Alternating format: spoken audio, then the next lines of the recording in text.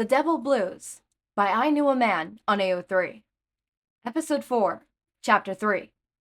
Witness Statements. Not long after their chat, Izuku receives an email from the captain himself. He's been in the midst of trying to find Bakugo's company bearable when his laptop pings, alerting him to the arrival of a new message. It serves as a perfect excuse for Izuku to pry himself away from his assigned pro-hero, and once more get a hold of his patience, which seemed to be in tatters at this point. The captain's email doesn't contain much, just states that Izuku should hand over his current B&E case to Detective Todoroki.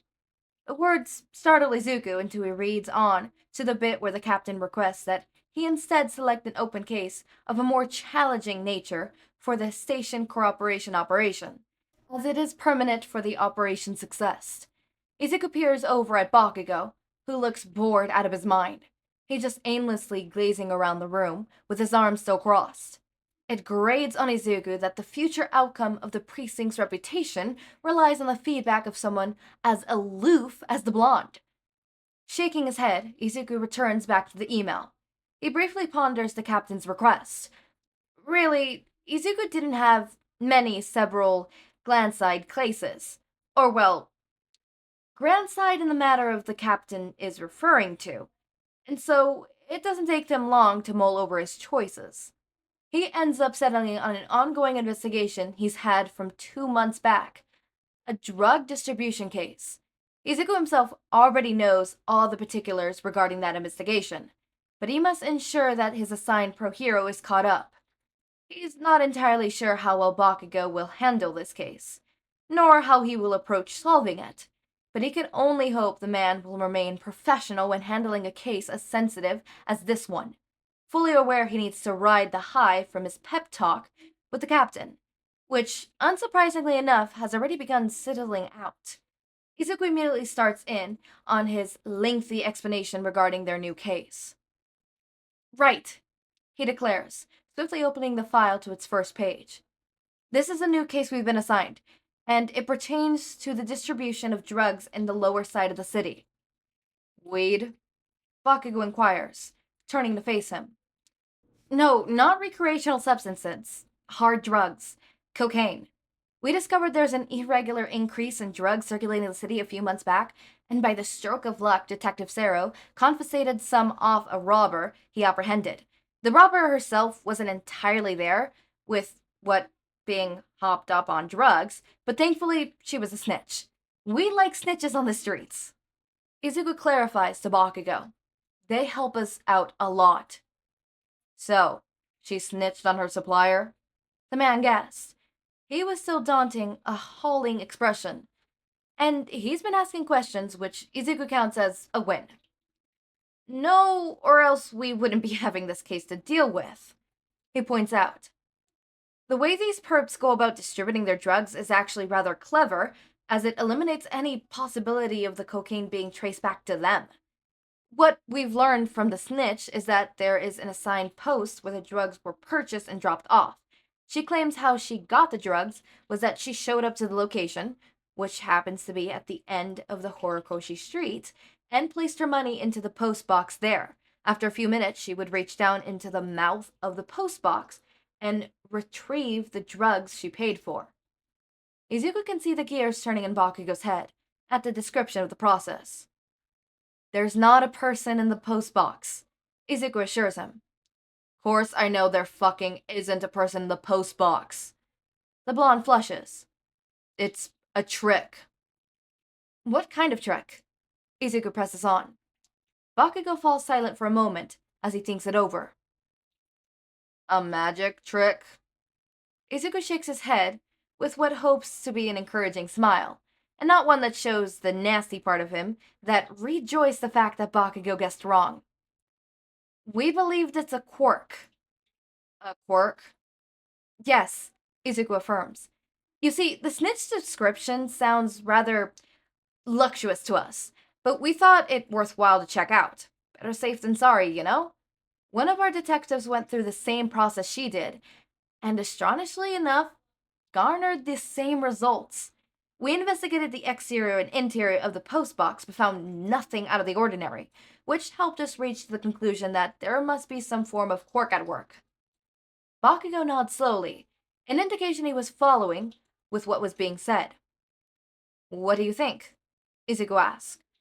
At Bakugo's perplexed look, he excluderates. Regarding our conclusion, do you think it's accurate? There's a moment of silence where the blonde seems to retreat into his own mind before answering. Drawing on the information we have at hand, it seems to be the most probable. It's possible the distributors possess a transportation or teleportation quirk of some sorts, and something that alerts them when items have been put into the post box.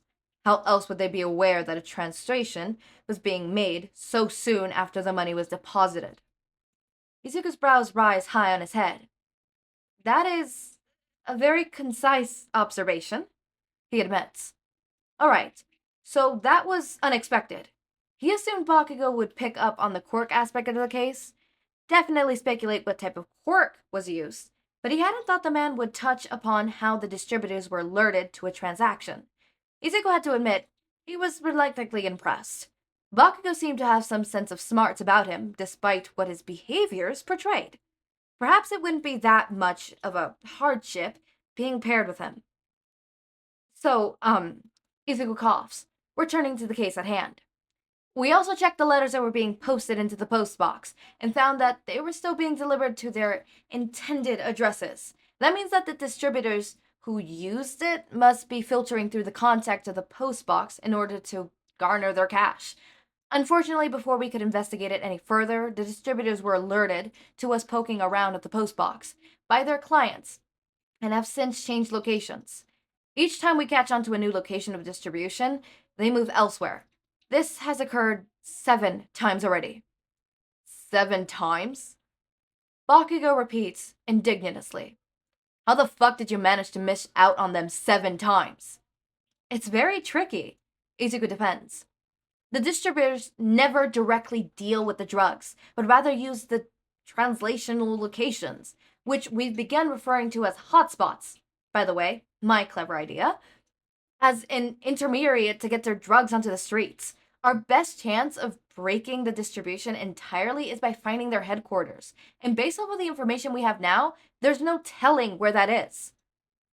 Useful. Bakugo huffs. Izuku feels his jaw tick at the man's reaction, but ignores it in favor on barreling on.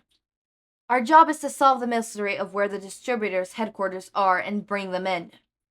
With the final announcement, Izuku closes the file and places it safely onto his desk. Bakugo leans back in his seat, frown pulling at his lips. So, where are you going to start? Well, last time we began by questioning witnesses to the transactions. The drug buyers? Bakugo counters, in a dubious tone. Aren't they supposed to be in jail? No, not them. Izuku shakes his head. Although we did apprehend several people who use these hotspots for transitional purposes, none of them could give us any solid information regarding how they heard about them.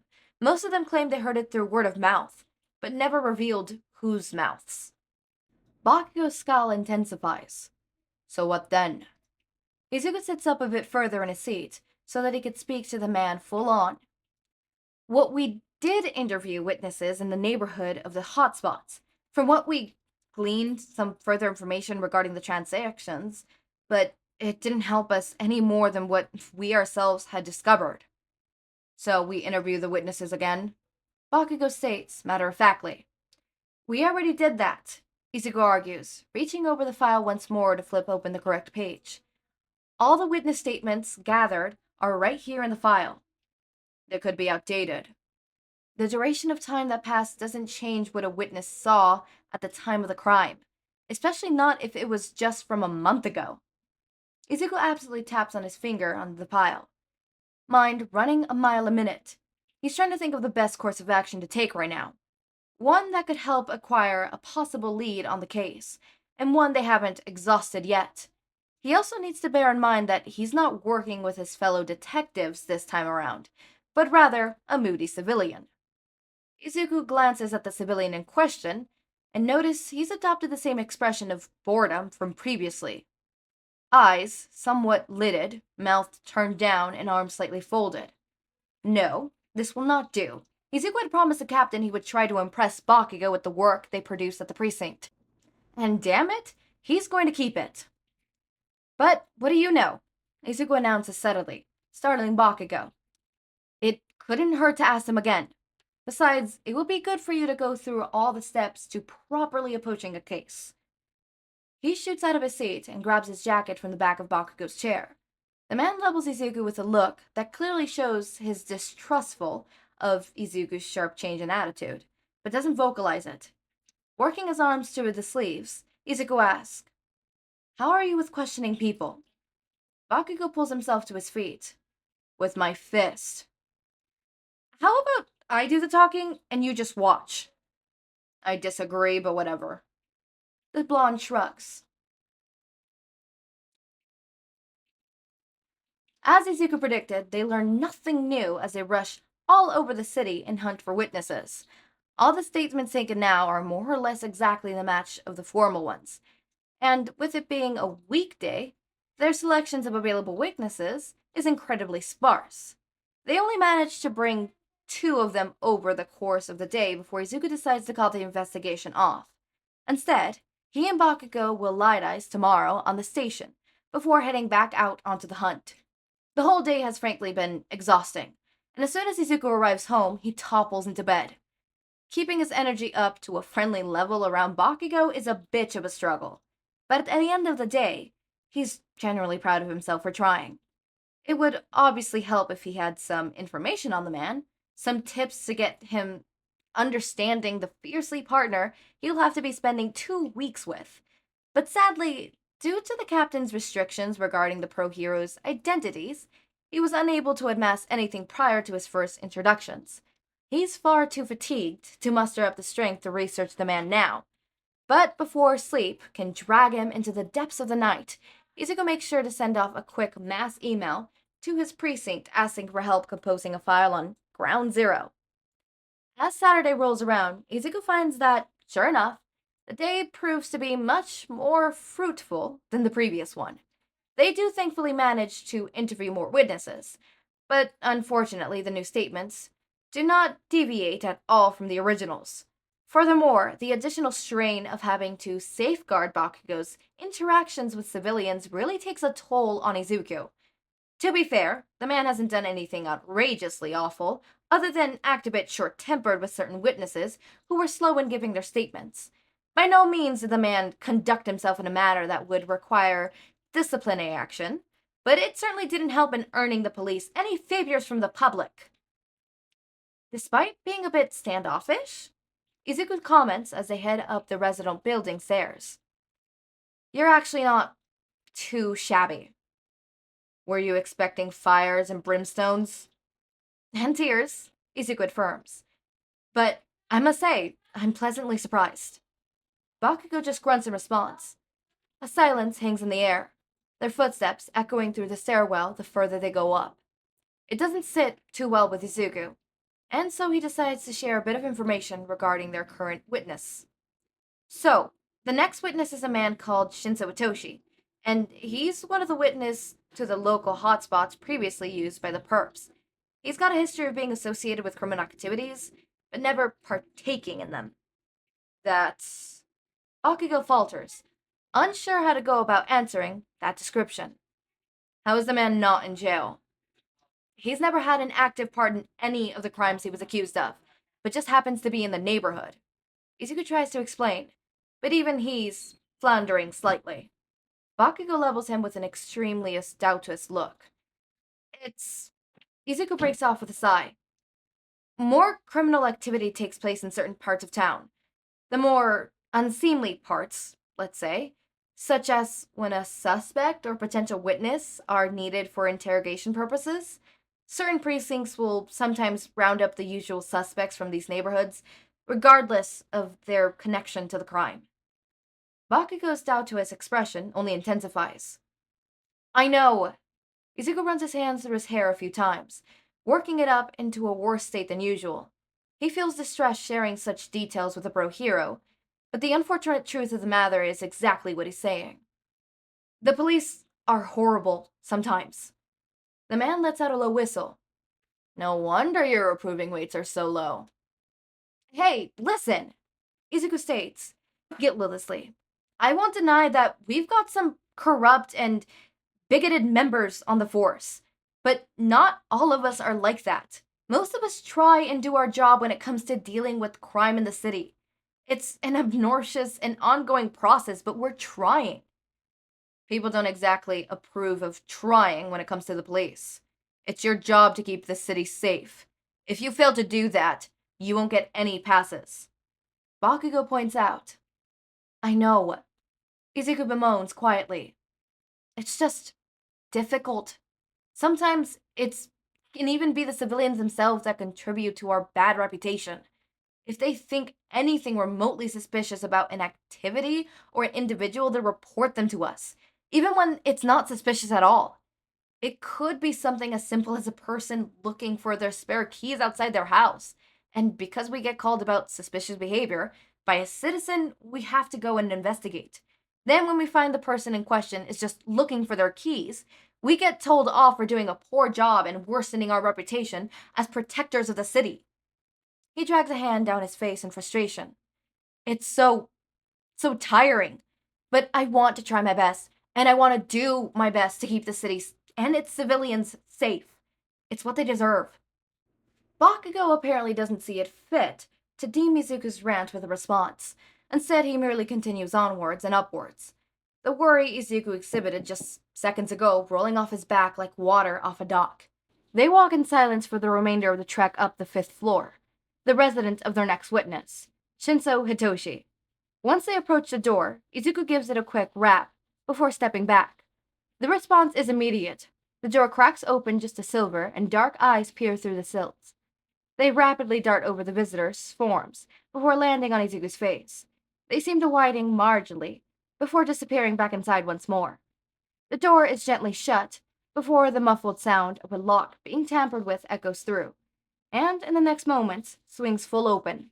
A man with wild hair and tired eyes reveals himself, peering between the two visitors curiously. Izuku, Shinso utters, looking surprised. Good morning, Shinso. Izuku greets proudly. How are you doing today? The man casually leans against the doorframe and scratches the back of his head. Not bad, really. Just taking things day by day. You and everyone else. Izuku nods encouragingly. How's Noodle? The man's lips curl up into a small smile. At my mom's. I'm not exactly got the time to take care of her with how much I'm working. Oh, you've got a job. That's great. Congratulations. Izuku exclaimed, brimmed with pride. Thank you. Shinso bows, his head hurriedly. Finally, a stroke of luck. You know this crackhead? Bakugo interrupts crudely. Izuku's shoulders sag from exhaustion. Can you not? I'm not a crackhead. Shinso defends casually, gaze fiddling over the blonde. Hothead. Bakugo looks as if he's been momentarily caught off guard, but quickly resumes his usual dickhead behavior with a roll of eyes. Big difference. You clearly don't know your drugs. Shinso chuckles dryly. He's lazy drags his gaze back to Izuku once more. What are you wanting, Midoriya? Sorry about his behavior. Izuku apologizes, cheeks heating up. He actually doesn't care for when Bakugo makes a fool of himself around strangers or fellow detectives at the precinct, but finds he hates it even more when the guy does it around his friends. I'm actually here to interview witnesses regarding the old hotspot in your neighborhood. You know, the location that was used for drugs transactions before it was removed. Shinso's eyes knit together. You already asked me about this. I'm going through it again with Mr. Bakugo here so he could get a feel for detective work. He's been assigned to me for the next 2 weeks. Izuku discloses with a stale smile, which he's pretty certain Shinso has picked up on. Going by the amused raise of a brow, the man definitely notices. Didn't realize the police did babysit work now. The fuck you said? Bakugo bristles. Hush you! Izuku cuts off before the man could work himself into a stoop. He redirects his attention on Shinso and playfully asks, Mind revisiting some old memories? For you? Not at all. The man replies smoothly, lips curling up. Going through the interview process takes no time at all. Shinso is courteous, answers all the questions asked of him, and provides much more detail than any other statements. All in all, one of the most pleasurable witnesses Izuku had the privilege of interviewing. But once again, nothing new to add to the case. His one saving grace is that Bakugo has been suspiciously quiet for the entirety of the interview. Izuku would point out that it was out of character for the man, but he'd rather preoccupied interviewing a friend for the sake of his job. He's got a priority list of things what he currently values in this moment of time, and sadly, Bakugo does not make the top 10. Izuku reads over the notes he jotted down on his pad. It's all the same as Shinso's first given statement. Notice some suspicious activity by the neighborhood post box. Continued to observe without checking up on it. Police showed up and asked him questions regarding the post box. All activities related to the post box ceased. Gone. About his life as usual. All the damn same. Izuku pursed his lips before giving a nod, placing his notebook back into his jacket pocket. He shoots Shinso a grateful smile. That's all. Once again, thank you for your cooperation. Shinso ducks his head. Not a problem. Shall we go? Izuku directs at Bakugo. The man continues to level Shinso with a disappearing glare, most likely still ticked off by the previous slight. With a grunt as his only response, Bakugo then turns on his heel and strides down the hallway. Izuku feels fatigue settling into his body at the prospect of having to deal with this attitude one-on-one again. He glances over at Shinso and catches the man just as he tears away from Bakugo and smirks at Izuku. He seems fun. He draws lazily. Izuku can't help but breathe a smile that works into his face. With a flip of a finger down at Shinso, he hurries after Bakugo. See you Tuesday, Shinso. See you then, Midoriya. The man chuckles before retreating back into his home. Izuku just about manages to catch up with Bakugo in the stairwell. He slows down to a trot before falling into step with the blonde, each of them descending the stairs in silence. After 2 levels, Bakugo speaks up. What do you mean by see you Tuesday? Izuku briefly glances over at the blonde. Oh, I play pool with Shinso on Tuesdays. The man pins him an incredulous look. Not exactly wise to have a police officer associating with a frequent user, is it? Izuku waves off the comment. Shinso's no one's suspect. He just happens to be at the wrong place at the wrong time more often than an average person. And as such, he frequently becomes one of our usual suspects when it comes to drug-related crimes. It's like I told you. Surprised he's not been busted yet. That's because he's not been part of anything that could indicate him. All he does is buy weed from dealers, and that's not illegal. It's not like he knows the people he's buying from are part of a large crime syndicate. Sounds like an excuse if I ever heard one. A shitty one at that, too. Bakugo scoffed. I don't know why you keep bad-mouthing him. Izuku pouted slightly. He was nice to you. Didn't even ask you any questions.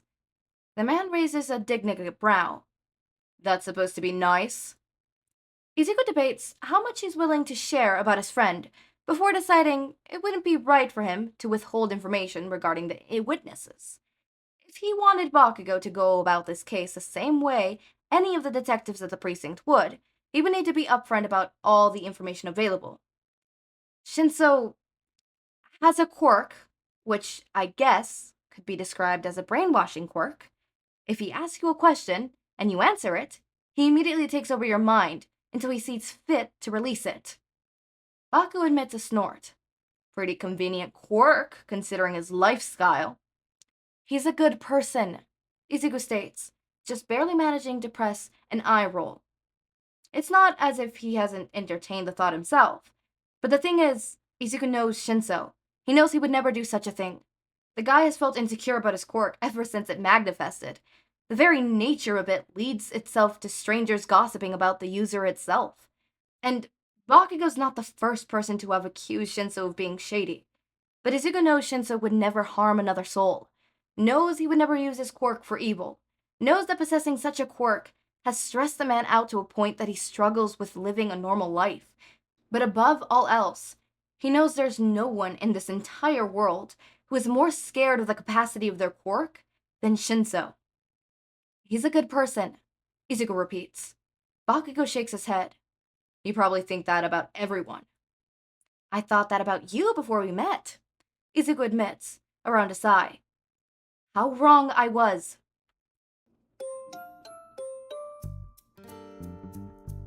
Oh my. Oh my. Okay, my heart is like, oh my god, Shindeku. Shindeku! I love Shindeku. But I know this is a BKDK. Hi, hello BKDK lovers. I'm not saying I don't love you guys. I love BKDK, don't get me wrong. BKDK could be a bop. But currently, Shindeku is triumphing in my heart. So I saw that and I'm like, no! Shindeku! Come back to me! But BKDK is cool too. This is really interesting. What the fuck just played in my ear? Thunderbringer by Jorge Ramirez. I'm not saying that whole thing. Whatever. Point taken is, it's interesting. So we're dealing with the drug dealers. When I saw drug dealers, my first thought went to, what's it called? Trigger and the quirk drugs. So my mind went there. So no, it's a cocaine one. So yeah, it's interesting. The talk about how police can be corrupt. That's true. Unfortunately, police can be corrupt. It's a whole thing. It's unfortunately, I will say this, psychology-wise, I know that there can never be someone having something of power, a group of people having power and authority over others, while it being 100% never corrupt. There will always be corruption in high groups of areas where someone has authority or power over someone else, because unfortunately, psychologically wise, there's studies done about this where someone with authority can absolutely mess with someone and it could get to their head. It could get to their head and they could become someone that they're not. Someone that is horrible and corrupt and mean. And unfortunately, that's just what happens. So do I believe that there could be a completely 100% non-corrupt police? No. There could never be a 100% non-corrupt police organization. But I feel like it could be definitely a whole lot better than what we have now. A whole lot better.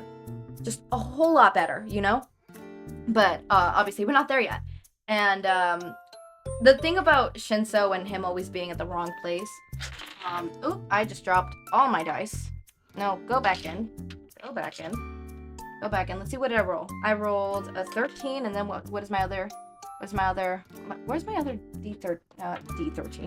D20. Okay, and I rolled a 10. Those shits, it's not bad rolls, but I wouldn't necessarily call them good. They're good. They're good. They're not bad, but... I just dropped them all over again. Fuck. God damn it, no! They went everywhere. All of them. It wasn't just the top two. Fuck. Okay. Oh, I dropped that one again. Is this all of them? No, I'm missing one. I could tell by how it fills the thingy. Where is the missing one? There's one that's missing. There's a missing one. I have a missing dice. I repeat, I have a missing dice. No, you can't tell me this. They're clear too. That doesn't help. No, actually, the smaller ones are yellow, so it should be yellow.